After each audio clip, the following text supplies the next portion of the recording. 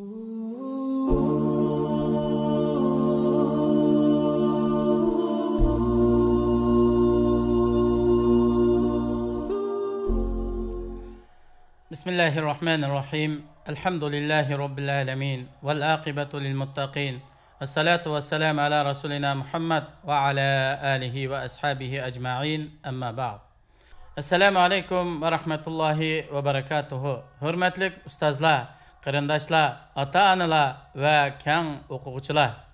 Tövende o'qish yilining boshlanishidan erishadigan 47 nasihat nomli darsimizni huzuringizga sunamiz. Allah subhanahu ve ta'alanınki fazla rahmeti bilen yazlık tatil ahirleşip yeni yıllık okuş başlanış aldıda durmakta. Okuş başlanış aldıda barlık ata-onalarga, okuvchilarga, o'qituvchilarga ve mektep rehberleriga Allah'ın ve Allah'ın Resulü'nün körsetmesi boyunca evlatlarımızı sağlam, aqidelik, imanlık, dinini söyüdüğün, milletini söyüdüğün, vatanını söyüdüğün, Allah'ın dini için özünü bağışlaydıgan yaramlık bir o'quvchi qilib yetishtirishini tavsiya qilamiz. Allah hammalarini buningga muyassar qilsin. İnsan hayotida bir qancha bosqichlarni besib o'tadi. Ba'zi bosqichda yangilik yaratadi.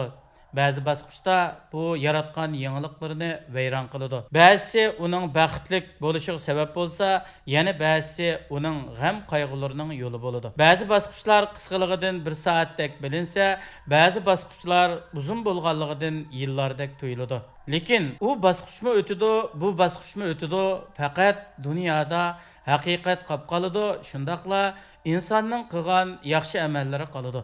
Bu to'g'rida bir shoir shundaq aytadi: "Yillar xushallik bilan o'tdi.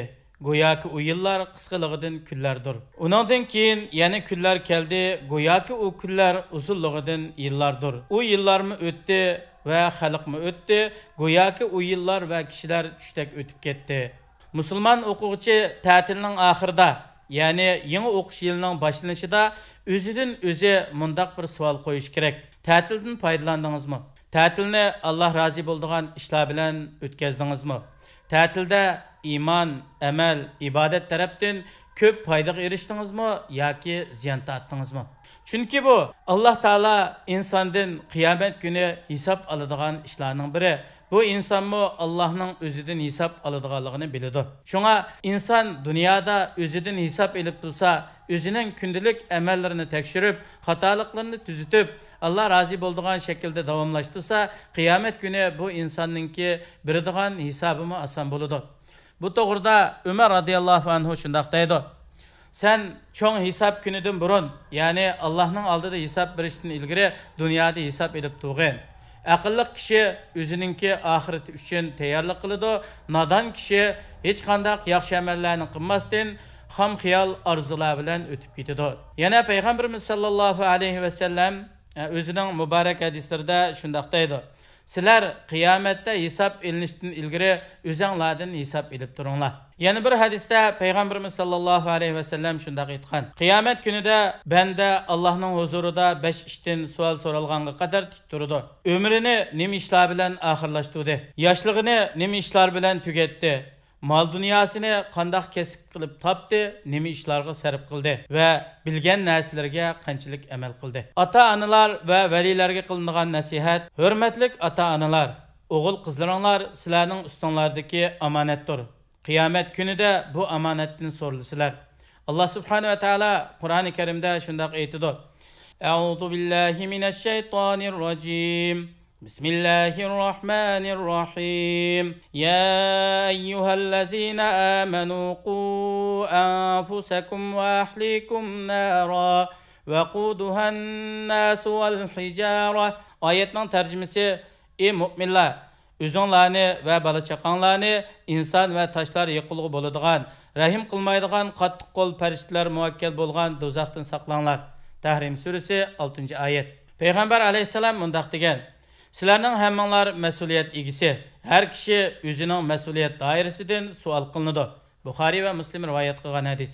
Yana payg'ambar alayhisalom mundaq degan: "Alloh taolo har qanday mas'uliyat egisini o'zi mas'ul bo'lgan doirada mas'uliyatni ado qildimi yoki zoya qilib o'tdimi, buningdan so'raydi. Hatto har kishi o'zininki ahlining mas'uliyatidan so'riladi. Nisayi Sunanul Kubrada bayon qilgan Albani sahih degan hadis. Avlodlarimiz to'g'risida Alloh taoladan qo'rqishimiz kerak. Ularni yaxshi yo'llarga boshlab, uningga yordam berishimiz, yomon yo'llar, buzuqchiliklar, cheklangan ishlardan yiroq qilishimiz va Alloh taolaga osiylik qilishga ilib boradigan har qanday ishlardan cheklashimiz intayin muhim. Yalg'iz maktabning o'ziga avlodlarimizni tarbiyalashga qo'yib qo'yish yetarli bo'lmaydi. Farzandlarimizning yo'linishiga maktabda yetarli bo'lmagan taraflarni bizning yetaklab ketishimiz zarur bo'ladi. Buni uy bilan maktab orasidagi amaliy tarbiya mukammallashtirdi. Maktabga tayinib farzand tarbiyasiga sal qarash bu zo'r xatolikdir. Allah subhanahu va taolo hammamizning farzandlarimizni dinni suyadigan, millatiga, vataniga xizmat qiladigan yaramliq avlodlardan bo'lishga muyassar qilsin.